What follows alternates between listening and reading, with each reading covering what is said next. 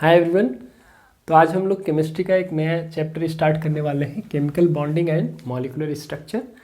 और ये चैप्टर काफ़ी इम्पॉर्टेंट चैप्टर है किसी भी एग्ज़ाम के लिए जिसमें केमिस्ट्री हमारा एक सब्जेक्ट होगा। ठीक है।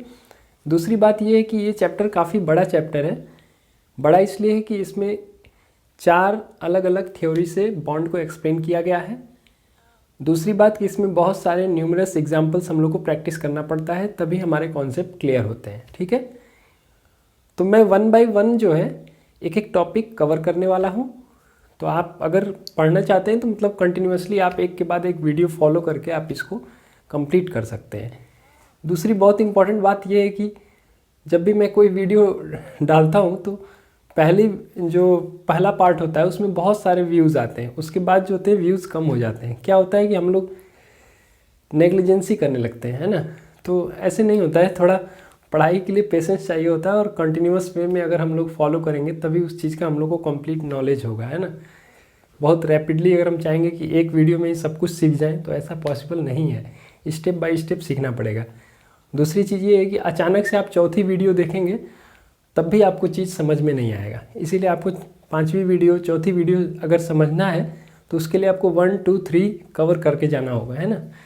तो इसलिए मैं ये रिक्वेस्ट करता हूँ कि आप जब भी कोई क्लास अटेंड करिए तो उसको सिस्टमेटिक वे में करिए और नोट्स प्रिपेयर भी करिए, क्योंकि थोड़ा कॉम्पैक्ट नोट्स होने से क्या होता है कि आप रिवाइज कर सकते हैं चीज़ों को, है ना, और तभी आप उसका बेनिफिट भी उठा सकते हैं।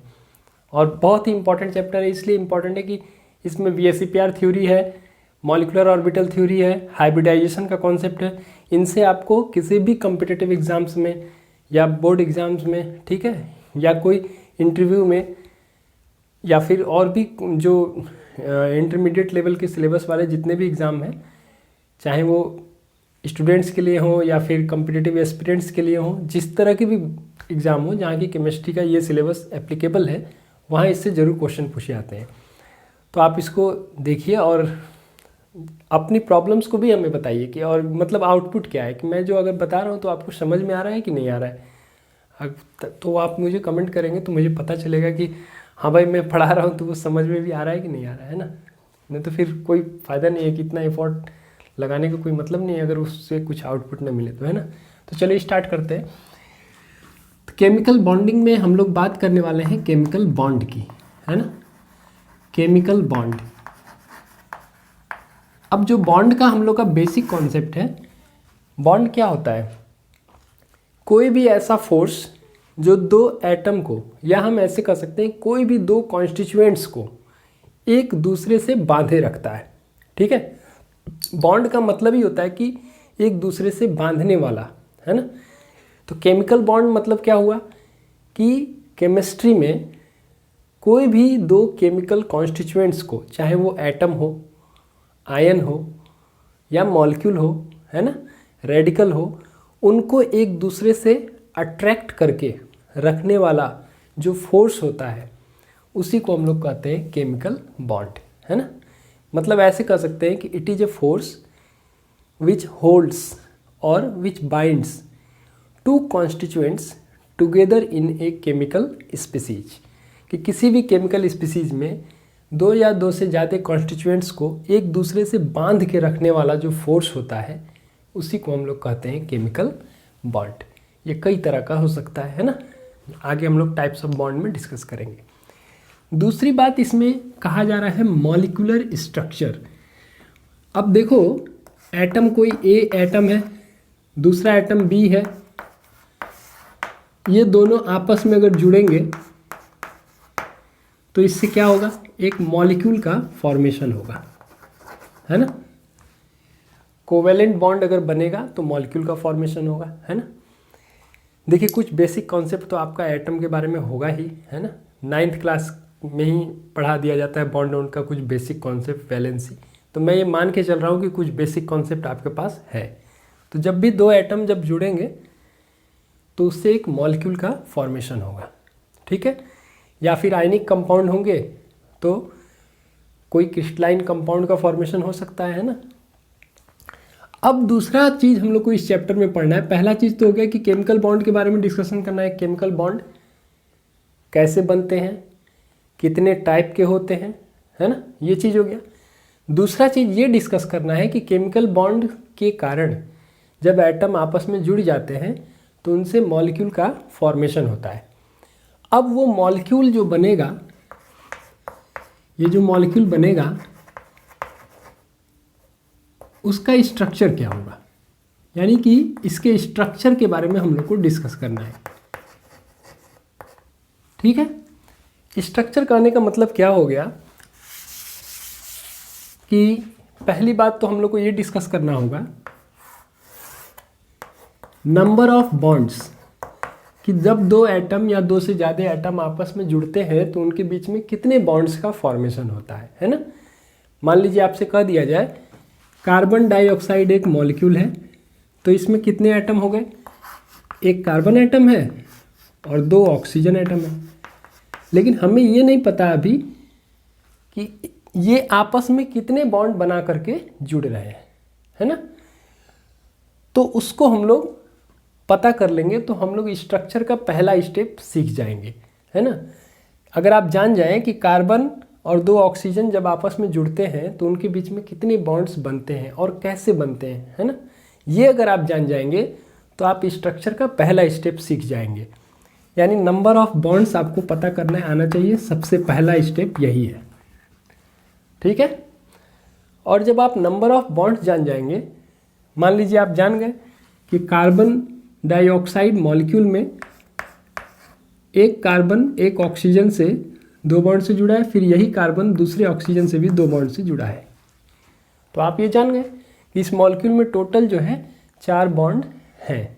ठीक है, लेकिन अब दूसरा क्वेश्चन ये राइज होता है कि ये जो बॉन्ड्स बन रहे हैं उनके बीच में बॉन्ड एंगल्स क्या है। मतलब यहाँ तो मैंने 90 डिग्री बना दिया, हो सकता है कि कोई स्टूडेंट इसको ऐसे भी लिख सकता है और कोई स्टूडेंट जो है इसको ऐसे भी लिख सकता है।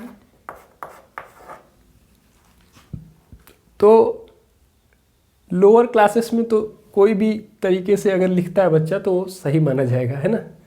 लेकिन जब हम लोग स्टैंडर्ड लेवल पे बात कर रहे हैं, इंटरमीडिएट या उससे ऊपर के लेवल पर बात कर रहे हैं, तो ये हमसे उम्मीद की जाती है कि हम जब भी बॉन्ड बनाएं तो उसके सही एंगल को रिप्रेजेंट करें। और अगर कार्बन डाइऑक्साइड की बात की जाएगी तो ये वाला स्ट्रक्चर इसका सही स्ट्रक्चर है। कार्बन डाइऑक्साइड एक लीनियर मॉलिक्यूल है। ठीक है, अच्छा एक और बहुत अच्छा एग्जाम्पल मैं आपको बताऊँ। मीथेन जनरली जो इस तरह से बनाया जाता है, CH4, सब लोग फेमिलियर हैं इससे। CH4 जनरली उसको ऐसे बना दिया जाता है ना। लेकिन अगर इसके एक्चुअल स्ट्रक्चर को देखा जाए तो वो कुछ इस तरह से होता है।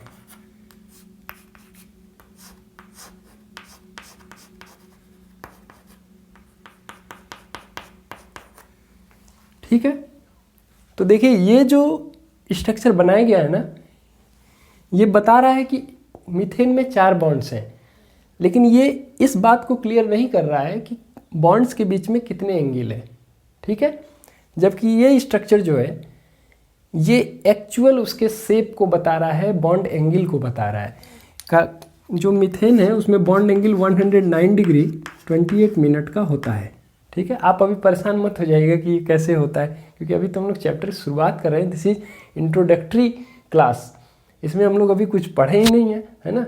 बस मैं इंट्रोड्यूस करा रहा हूँ आपको इस चैप्टर के कॉन्सेप्ट से। इससे घबराइएगा मत कि सर ये कैसे हुआ, हमको पता ही नहीं है, ये अभी टेंशन मत लीजिएगा आप। ठीक है, तो दूसरा चीज़ हम लोग, पहला चीज़ मैंने बताया कि जब भी आप मॉलिक्यूल का स्ट्रक्चर जानना चाहते हैं तो पहला चीज़ आपको जानना चाहिए कि उसमें कितने बॉन्ड्स हैं।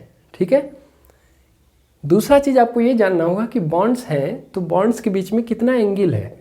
ठीक है, और बॉन्ड एंगल्स पता चल जाएगा तो आपको उसका शेप भी पता चल जाएगा कि उस मॉलिक्यूल का शेप क्या है।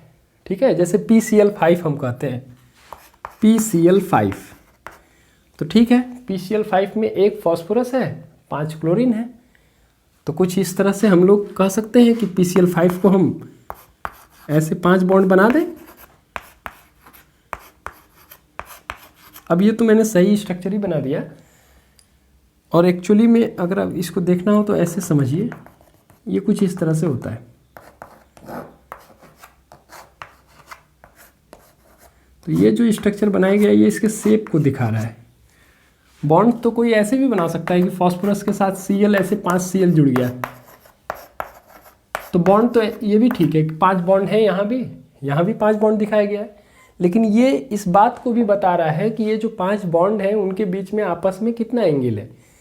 ये जो 3 बॉन्ड्स हैं ये आपस में 120 डिग्री बॉन्ड एंगल पर हैं, और ये जो 2 बॉन्ड दिख रहे हैं आपको आपस में 180 पर हैं, लेकिन ये वाला बॉन्ड इसके साथ 90 डिग्री पर है, वैसे ये वाला बॉन्ड इसके साथ 90 डिग्री पर है।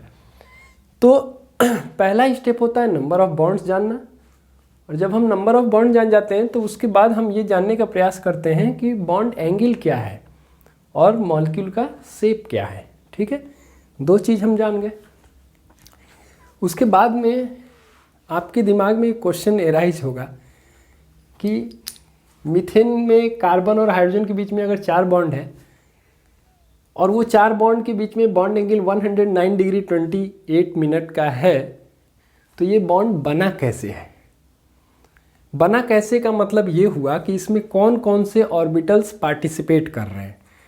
s ऑर्बिटल पार्टिसिपेट कर रहा है कि p ऑर्बिटल कर रहा है कि d ऑर्बिटल कर रहा है कि f ऑर्बिटल कर रहा है। ठीक है, जो मॉडर्न एटॉमिक स्ट्रक्चर हम लोगों ने पढ़ा होगा एटॉमिक स्ट्रक्चर वाले चैप्टर में, जो मॉडर्न कॉन्सेप्ट है जिसमें आपको ड्यूअल बिहेवियर ऑफ इलेक्ट्रॉन या फिर हम कहें कि वेव फंक्शन के बेसिस पर SPDF इलेक्ट्रॉनिक कॉन्फ़िगरेशन करते हुए आपने एटॉमिक स्ट्रक्चर को एक्सप्लेन किया है, इलेक्ट्रॉनिक कॉन्फ़िगरेशन लिखना सीखा है।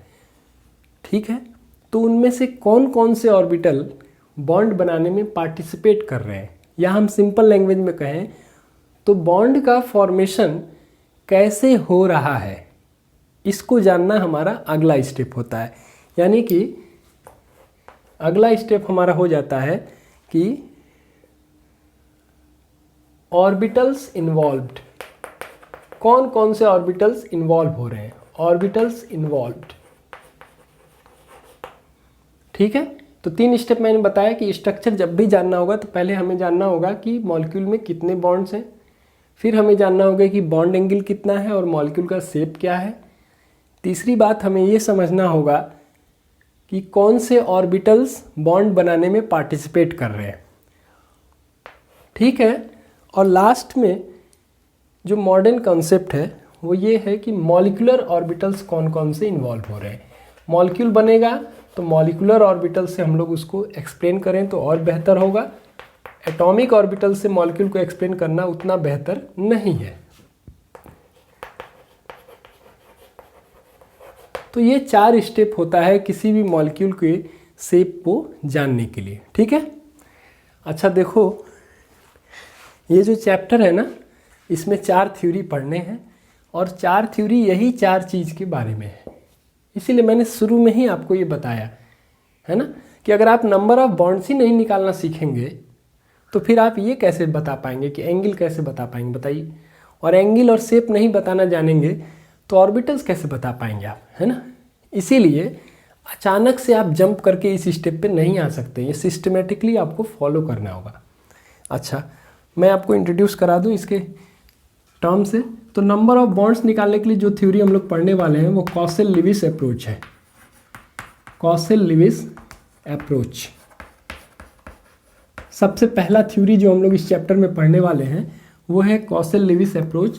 और इस थ्योरी से हम लोग सीखेंगे कि कोई भी मॉलिक्यूल दिया हो या आयन दिया हो तो उसमें कैसे हम लोग बॉन्ड्स को पता करते हैं कि कितने बॉन्ड्स हैं। ठीक है, दूसरा चीज़ जो सेकेंड थ्योरी हम लोग पढ़ेंगे वो है हमारा VSEPR theory. This is very important theory.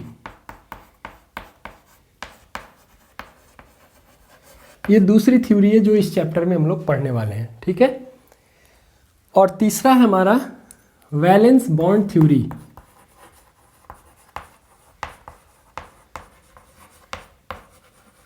VBT इसको कहते हैं, वैलेंस बॉन्ड थ्योरी। ये तीसरा थ्योरी है जो इस चैप्टर में हम लोग डिस्कस करेंगे। और लास्ट है हमारा मॉलिक्यूलर ऑर्बिटल थ्योरी।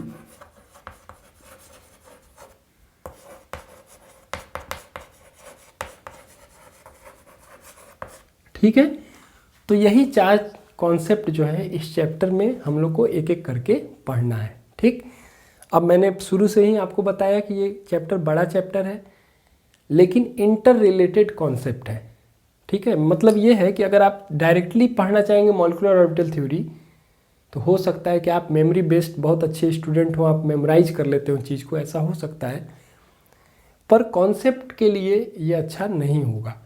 कॉन्सेप्ट के लिए यही अच्छा होगा कि आप नंबर ऑफ बॉन्ड्स निकालना पहले सीख जाइए, उसके बाद बॉन्ड एंगल और शेप निकालना सीख जाइए, उसके बाद ऑर्बिटल्स इन्वॉल्व बताना सीख जाइए कि कौन कौन से ऑर्बिटल उसमें पार्टिसिपेट कर रहे हैं, और उसके बाद से आप मॉलिक्यूलर ऑर्बिटल थ्योरी से बॉन्ड ऑर्डर निकालना सीख जाइए। ठीक है, क्यों सीख जाइए? क्योंकि ये चैप्टर बहुत ही इंपॉर्टेंट है। किसी भी एग्जाम में अगर आपका केमिस्ट्री सब्जेक्ट होगा तो इससे ज़रूर क्वेश्चन आएगा, इसलिए सीख जाइए, है ना। तो ये तो हो गई बात कि ये थ्योरी, इतने सारे थ्योरी हम लोग को इस चैप्टर में पढ़ने हैं। दूसरी चीज़, इस चैप्टर को पढ़ने से पहले हमारे पास बेसिक नॉलेज क्या होना चाहिए, है ना। कहीं ऐसा ना हो कि हम चैप्टर पढ़ना स्टार्ट कर दिए और हमें तो कुछ बेसिक चीज़ ही नहीं पता है ना। तो उस केस में क्या होगा कि कोई कितना भी आपको एक्सप्लेन करेगा वो चीज़ें आपको नहीं समझ में आएगी, है ना। क्योंकि मल्टीप्लिकेशन अगर आपको जानना है तो पहले टेबल तो पता होना चाहिए ना। टेबल ही नहीं पता है तो मल्टीप्लिकेशन कोई कितना भी समझा दे फिर तो समझ में नहीं आएगा और आपको लगेगा क्या बकवास पढ़ा रहा है, कुछ भी नहीं समझ में आ रहा है, ऐसा हो जाता है। तो इस चैप्टर को पढ़ने से पहले मैं आपको सजेस्ट कर रहा हूँ कि कम से कम 2-3 कॉन्सेप्ट आप अच्छे से जान लीजिए। एक, अबाउ प्रिंसिपल से इलेक्ट्रॉनिक कॉन्फ़िगरेशन करना, क्योंकि वो बार बार यूज होगा इस चैप्टर में। जहाँ भी हम लोग डिस्कस करेंगे बॉन्ड्स, तो बॉन्ड्स किस बेसिस पर हम लोग एक्सप्लेन करने वाले हैं? इलेक्ट्रॉनिक कॉन्फ़िगरेशन के बेसिस पर। ठीक है, तो बिना इलेक्ट्रॉनिक कॉन्फ़िगरेशन आए इस चैप्टर को पढ़ने का प्रयास मत करिएगा। ठीक है, अगर आप नहीं जानते होंगे तो इस वीडियो को आप स्किप कर दीजिए, मत देखिए, क्योंकि इलेक्ट्रॉनिक कॉन्फ़िगरेशन की ज़रूरत पड़ने ही वाली है हम लोग को। तो मैं ये कह दूँ यहाँ पर कि बेसिक क्या होना चाहिए हमारे पास। बेसिक नॉलेज, पहला आपको इलेक्ट्रॉनिक कॉन्फ़िगरेशन आना चाहिए। दूसरा चीज़, ये तो मैं बता ही दूँ आपको, इलेक्ट्रॉनिक कॉन्फ़िगरेशन अबाउ प्रिंसिपल से।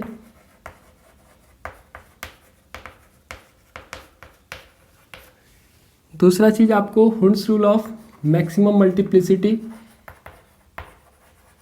इसका कॉन्सेप्ट होना चाहिए। अब ये रहेगा तो ये भी रहेगा, क्योंकि एटॉमिक स्ट्रक्चर अगर आपने पढ़ा है तो ये तीनों तो पढ़ा ही होगा।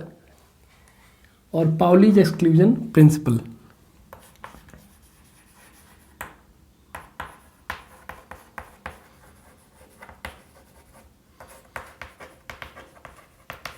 मैंने एटॉमिक स्ट्रक्चर वाला जो चैप्टर है वो पढ़ाया था, लाइव सेशन में पढ़ाया था, तो अभी उसकी वीडियो तो अवेलेबल नहीं होगी, लेकिन मैं ट्राई करूँगा कि इसको अवेलेबल करा दूँ कि यदि आपने नहीं पढ़ा होगा तो आप पढ़ लीजिएगा उससे। फिलहाल कुछ बेसिक नॉलेज भी रहेगी, अगर आप 50-50 भी जानते हैं अगर ये सारे कॉन्सेप्ट, तो काम चल जाएगा इस चैप्टर में। यही 3 चीज़ है ना। इसके लिए आपको फर्स्ट चैप्टर से एकदम कॉन्सेप्ट तगड़ा होना जरूरी नहीं है इस चैप्टर में, लेकिन कुछ 50-50 इसके बारे में जानते रहेंगे तो ये धुआंधार जान जाएंगे, इतनी बात है। ठीक है, तो एक एक करके हम लोग कॉन्सेप्ट को स्टडी करने वाले हैं। तो ये हमारा फर्स्ट पार्ट है इस चैप्टर का। तो मैंने बस आपको इंट्रोड्यूस करा दिया चैप्टर के कॉन्सेप्ट से कि चैप्टर में हम लोग केमिकल बॉन्ड के बारे में पढ़ने वाले हैं और मॉलिक्यूल के स्ट्रक्चर के बारे में पढ़ने वाले हैं। ठीक है, अच्छा, दूसरी चीज़ हम थोड़ी सी डिस्कस ये कर लें कि व्हाट इज़ केमिकल बॉन्ड। ये तो बेसिक चीज़ है, सबको पता भी है, मैंने अभी डिस्कस भी किया।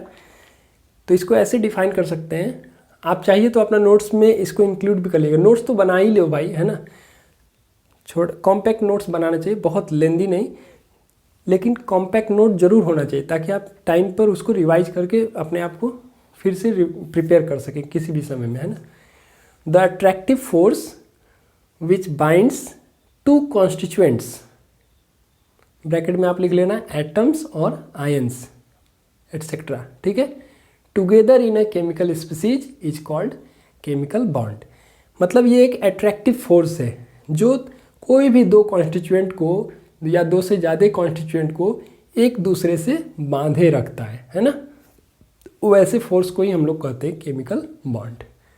अब क्वेश्चन ये राइज होता है कि why do atoms form chemical bond, कोई भी एटम केमिकल बॉन्ड क्यों बनाता है? तो देखिए ये जो चैप्टर है इसमें जितना भी कॉन्सेप्ट हम लोग पढ़ने वाले हैं उसका जो सेंटर पॉइंट है, जो इसका सेंटर है, मतलब जिसके अराउंड ये पूरा थ्योरी डेवलप किया गया है, वो है inertness of 18th group element. 1916 से ये कहानी शुरू हुई है। 1916 में कॉसल लेविस अप्रोच आया और उन लोगों ने इसी बेसिस पर ये थ्योरी दिया कि जो इनर्ट गैस हैं, मतलब 18th ग्रुप के एलिमेंट कौन कौन से हैं, कुछ लोग को याद होगा, helium, neon, argon, krypton, xenon, radon. ये जो हमारे एलिमेंट हैं उन लोगों ने ऐसा पाया, उस समय पाया, ठीक है, इस समय की बात नहीं हो रही है, 1916 की बात मैं कर रहा हूँ, ठीक है, मैं उस समय नहीं था इस दुनिया में। 1916 में उन लोगों ने ऐसा पाया कि ये जो है केमिकली नॉन रिएक्टिव है, मतलब ये केमिकल रिएक्शन नहीं करते हैं। तो अब केमिकल रिएक्शन नहीं करते हैं तो इसका मतलब यही निकलता है कि कहीं ना कहीं ये स्टेबल है।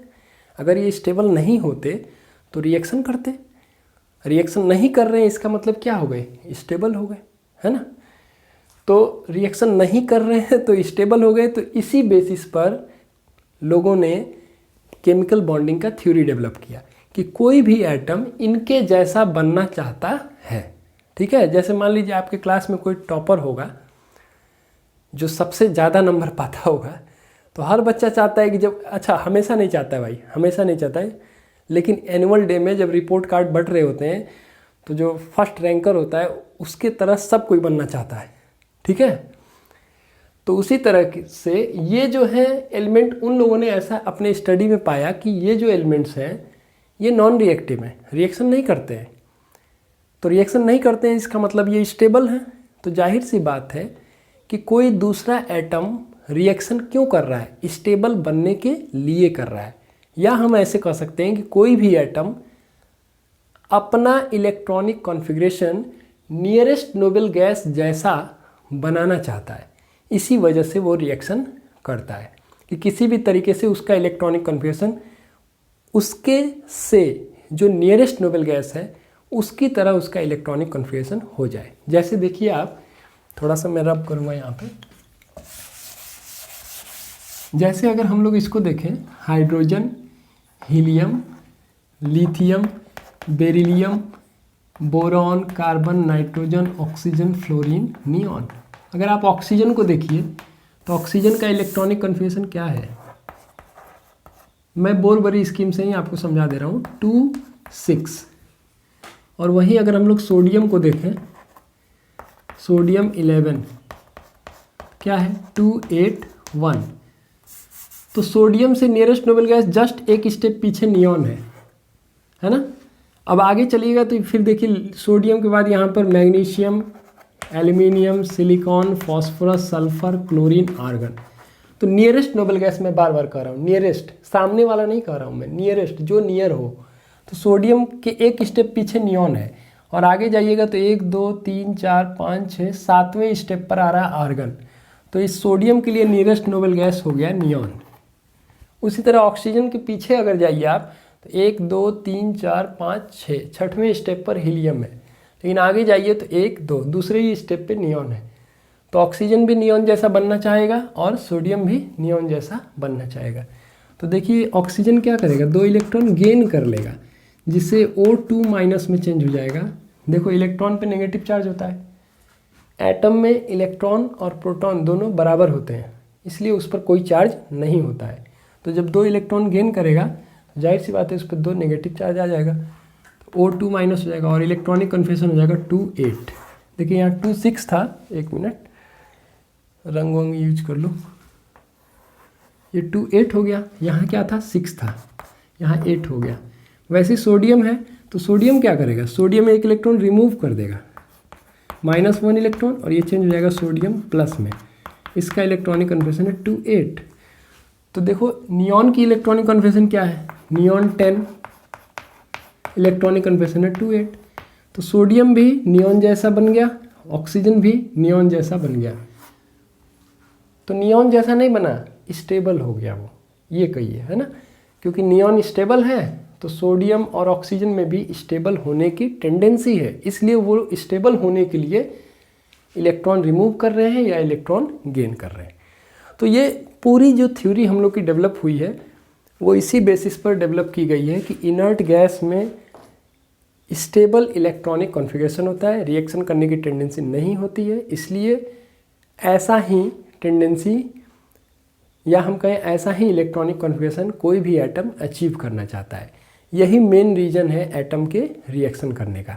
तो हमसे अगर पूछा था व्हाई डू एटम्स रिएक्ट, तो बहुत सिंपल सा हमारा आंसर है एटम्स रिएक्ट और atoms form chemical bonds in order to attain stable outermost electronic configuration similar to noble gases या similar to nearest noble gases. ठीक है, तो ठीक है, ये हमारा हो गया इंट्रोडक्शन।